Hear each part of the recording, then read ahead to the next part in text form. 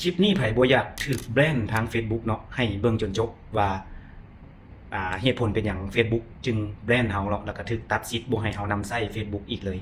เคสนี้มาแชร์ประสบการณ์พิเศษเนาะเกี่ยวกับเรื่องFacebook ที่ว่าถูกบล็อกการนำใช้เลยเนาะก็คือตัด This Account นี่เลยเนาะบ่สามารถนำใช้ได้เลยก็คือว่าทั้ง Facebook ส่วนตัวแล้วก็ทั้งแฟนเพจเนาะที่ว่าได้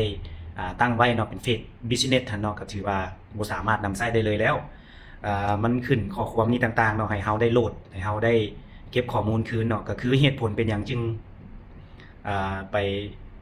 ถูกบล็อกแนวนี้เนาะถูกตัดแนวนี้เนาะก็เนื่องมาจากว่า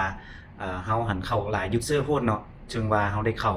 อยู่คอมอยู่ประมาณ5-6หน่วยเนาะก็คือมันเฮ็ดให้ตัดสิทธิ์ในการนำใช้เกี่ยวกับ Facebook ได้เลยเนาะอันที่1อยู่ห้องการนี้เนาะอันที่2หันก็อยู่บอนสอนอยู่สถาบันเนาะอันที่3ก็เป็นห้องการสอนอยู่บิลลิ่งแล้วก็สอนอยู่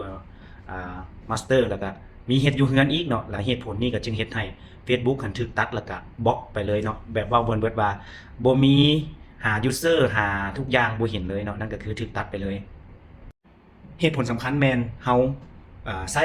ล็อกอินหลายจุดเนาะแล้วก็หลายหน่วยเกินไปเนาะในการล็อกอินเข้านำใช้ Facebook ฉะนั้นผิดกฎชุมชนแบนบ่สามารถนำใช้ได้เลยเดี๋ยวมาฟังรายละเอียดนำกัน